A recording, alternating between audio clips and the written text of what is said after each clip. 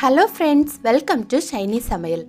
இன்றைக்கி நம்ம கிறிஸ்பியான மசால் வடை தான் எப்படி பண்ணுறதுன்னு பார்க்க போகிறோம். இது ஈவினிங் ஸ்நாக்ஸாக டீ கூட சாப்பிட்றதுக்கு ரொம்பவே சூப்பராக இருக்கும். இதை ரொம்ப ஈஸியாக ரொம்ப டேஸ்ட்டாக பண்ணிடலாம். எப்படி பண்ணுறதுன்னு இப்போ பார்க்கலாம். இது வரைக்கும் என்னோட சேனலை சப்ஸ்கிரைப் பண்ணாதவங்க மறக்காமல் சப்ஸ்கிரைப் பண்ணிக்கோங்க. அப்படியே பக்கத்தில் இருக்க பெல் பட்டனையும் கிளிக் பண்ணிக்கோங்க. அப்போ தான் நான் அடுத்தடுத்து போடுற வீடியோஸை நீங்கள் தவறாமல் பார்க்க முடியும்.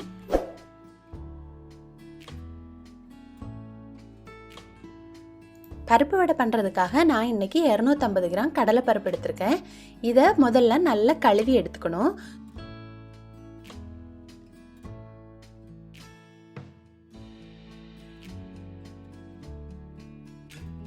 கழுவி எடுத்ததுக்கு அப்புறமா இது ஊறுறதுக்கு தேவையான அளவு தண்ணி சேர்த்துக்கணும். அது கூடவே 5 முதல் 8 வரமிளகாய் எடுத்துக்கோங்க. உங்கள் காரத்துக்கு ஏற்ற மாதிரி நீங்கள் சேர்த்துக்கோங்க. இந்த வரமிளகாயை நல்லா ஊற வச்சு அரைத்து எடுக்கும்போது நல்ல மணமும் டேஸ்ட்டும் கிடைக்கும். அதனால தான் நான் ஊற வைக்கிறேன். அடுத்து இதை மூடி போட்டு 2 முதல் 3 மணி நேரம் ஊற வச்சிடலாம்.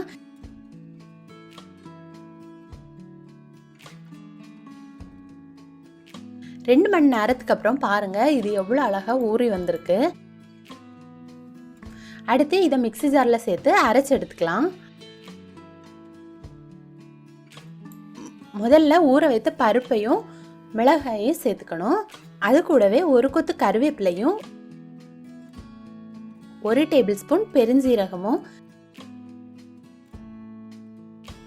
தேவையான அளவு உப்பும் சேர்த்து நம்ம அரைச்சிக்கணும்.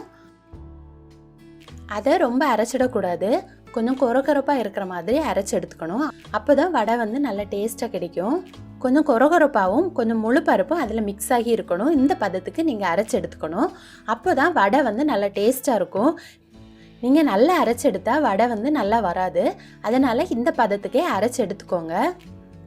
இப்போ இந்த அரைச்ச பருப்பு கூடயே நான் 1 கப் வெங்காயம் சேர்க்குறேன். வெங்காயத்தை இந்த மாதிரி கட் பண்ணி உதிரி உதிரியாக எடுத்து வச்சுக்கோங்க.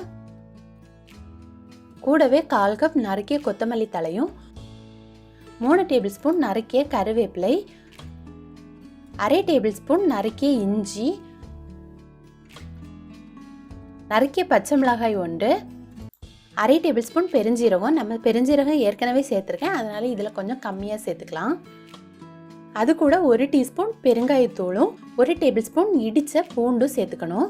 நான் பூண்டை லைட்டாக தட்டி எடுத்திருக்கேன். இப்படி சேர்க்கும்போது அந்த வடைக்கு நல்ல ஒரு மனம் கிடைக்கும். அதனால இப்படியே சேர்த்துக்கோங்க. நம்ம பருப்புக்கு ஏற்கனவே உப்பு சேர்த்துருக்கோம். அதனால இந்த வெங்காயம் இந்த மசாலாக்கு தேவையான உப்பு மட்டும் இப்போ சேர்த்துக்கோங்க. இப்போ இது எல்லாத்தையும் சேர்த்து நல்லா மிக்ஸ் பண்ணி எடுத்துக்கணும்.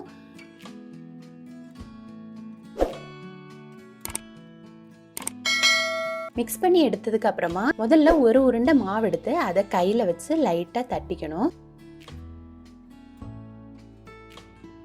தட்டின அப்புறமா அந்த ஓரத்தில் இருக்க வெடிப்புகளை எல்லாம் நம்ம லைட்டாக சரி பண்ணி வச்சுக்கணும். இந்த மாதிரியே எல்லாத்தையும் செய்து வச்சுக்கலாம். இல்லைனா உருண்டை பிடிச்சி வச்சுட்டு நம்ம வடை போடும்போது தட்டி போட்டுக்கலாம். இப்போ நான் எல்லா மாவையும் உருண்டை பிடிச்சி வச்சுருக்கேன். அடுத்து பொரிக்கிறதுக்கு தேவையான அளவு எண்ணெய் சேர்த்துக்கணும். எண்ணெய் சூடானதுக்கு அப்புறமா நம்ம உருண்டை பிடிச்சி வச்சுருக்க மாவை ஒன்று ஒன்றா வடை மாதிரி தட்டி போடணும். சைடில் கொஞ்சம் கொஞ்சம் வெடிப்பு இருக்கும், அதெல்லாம் ஒன்றும் ஆகாது. ரொம்ப பெரிய வெடிப்பு இல்லாமல் பார்த்துக்கோங்க.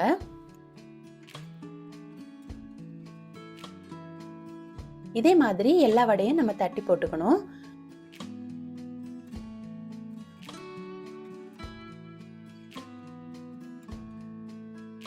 இதை நம்ம உடனே கிளறி விட்டுடக்கூடாது. ஒரு 5 மினிட்ஸ்க்கு அப்புறமா இதை லைட்டாக திருப்பி போடணும். அடுத்து அப்பப்போ திருப்பி போட்டு நல்லா ஈவனாக வேக வச்சு எடுத்துக்கோங்க.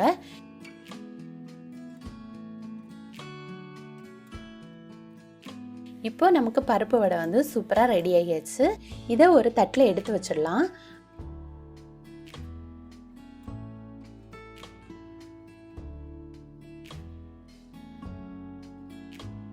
அடுத்து மீதி இருக்க மாவையும் இதே மாதிரி நம்ம பொரிச்சு எடுத்துக்கணும்.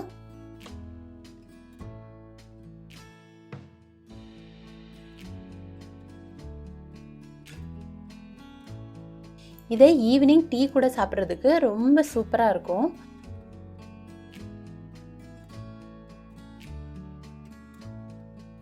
இப்போ பாருங்கள் இது எவ்வளோ சூப்பராக வந்திருக்குன்னு. மேலே ரொம்ப கிறிஸ்பியாகவும் உள்ளே நல்லா சாஃப்டாகவும் ரொம்ப டேஸ்ட்டாக இருந்துச்சு. லீவு டைம் குழந்தைங்க பெரியவங்க எல்லோரும் சேர்ந்து உட்காந்து சாப்பிட்றதுக்கு இது ரொம்ப சூப்பரான ஈவினிங் ஸ்நாக்ஸாக இருக்கும்.